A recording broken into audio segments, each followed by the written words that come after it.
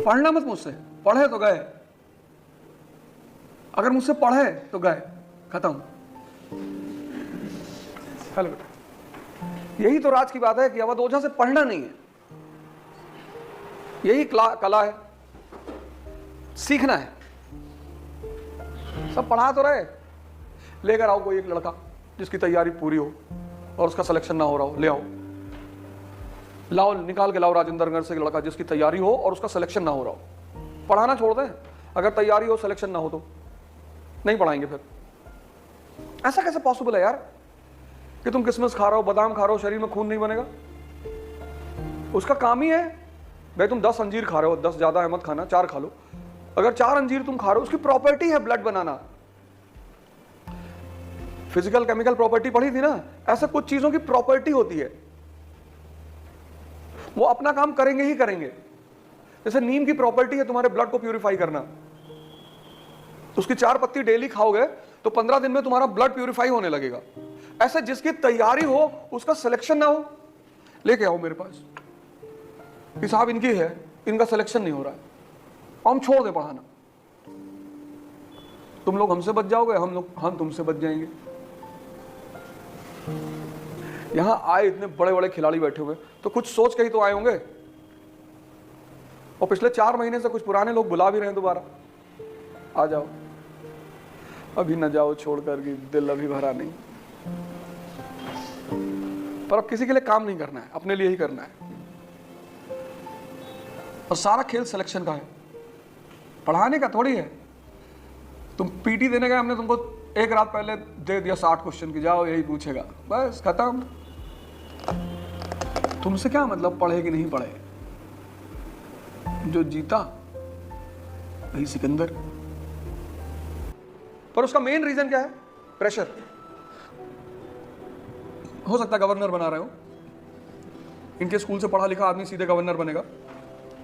कुछ नहीं पढ़ाते हैं, 2 कौड़ी की पढ़ाई इनकी, कुछ नहीं पढ़ाते, सिर्फ ड्रामेबाजी, ये प्रोजेक्ट बना लाओ, वो प्रोजेक्ट बना लाओ। नर्सरी के बच्चों को प्रोजेक्ट देते हैं, you have to make a ship. वो शीप और शिप में डिफरेंस ही नहीं कर पाता। घर पे आ गया था शीप बनाना है, घर वाले शीप बना के भेज दिया, पता चला no this was not the homework, ship. पहले मेरे बच्चे ही पढ़ते थे कुछ, तो पेरेंट टीचर मीटिंग को बुला के सिर्फ बच्चों की बुराई करनी। तुम्हारा बच्चा पढ़ता नहीं तो कौन सा कलेक्टर बनना है उसको जो पढ़ेगा? भाई हमारे बच्चों का तो क्लियर है, कोई कंपटीशन नहीं देना। हिंदुस्तान सुप्रीम कोर्ट में बैठा है, सुप्रीम कोर्ट ऑफ इंडिया, राजनीति करनी है और इसमें पढ़ाई की जरूरत ही नहीं है। CGL, SSC, बैंक, PO ये सब थोड़ी देना है। ना मेरे पिता ने मुझसे कहा था और ना मैंने उनसे कहा। आराम से और रंगदारी से जिंदगी में स्कूल में आग लगा दो और एकदम टेंशन नहीं लेना है। जब पढ़ने की उम्र होती है हिंदुस्तान के बच्चों की, तब वो पढ़ते नहीं, इतना उनको नफरत हो जाती है पढ़ाई से। अब है तुम्हारी उम्र पढ़ने की, अगर तुम्हें पढ़ाई से थोड़ा सा इंटरेस्ट पैदा करा दिया गया होता स्कूल में, तो तुम आज कितनी मस्ती से पढ़ रहे होते। पर हमारे देश में पढ़ाई को इतना ओवर हाइप कर दिया गया, नहीं पढ़ोगे तो भीख मांगोगे। मोदी जी भीख मांग रहे हैं, नौकरी नहीं लगेगी तो तुम्हारी शादी नहीं होगी।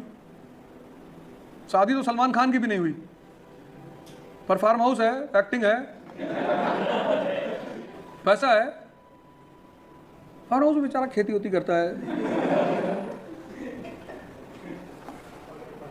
ऑर्गेनिक फार्मिंग, ये बहुत सही तुमने पकड़ा, एग्जैक्टली ये टर्म मुझे याद नहीं आ रहा था, ऑर्गेनिक फार्मिंग।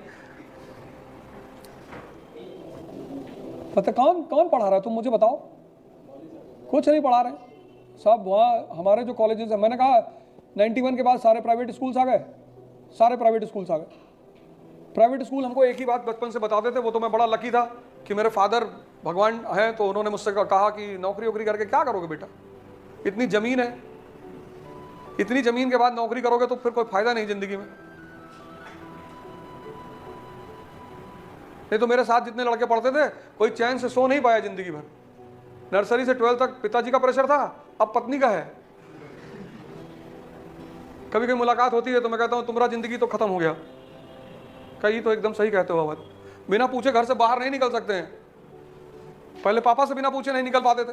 मैं कहता था लगाओ, पापा मारेंगे है। मैंने कहा एक बार कायदे से, अरे यार अवध मतलब कई ऐसे लड़के थे जिनके पेरेंट्स ने कह दिया था कि अगर अवध ओझा के साथ देखे ना तो उसी दिन लटका देंगे, और अगर मेरे साथ रहे होते तो जिंदगी में कुछ तो अच्छा कर ही लिए होते, कम से कम राजा तो बन ही जाते। क्योंकि उसका सिद्धांत तो मुझे शुरू से पता है कि हर जगह दिमाग थोड़ी लगाना है। ऐसे कितने लोग परेशान हैं, my girlfriend is not talking to me, तो दूसरी बना ले। इतनी कौन सी शॉर्टेज है कंट्री में? एक चीज पे उलझ गए हैं, एक चीज पे। सोचो इस पढ़ाई का क्या फायदा जो तुमको जीवन में उलझा के रखी है?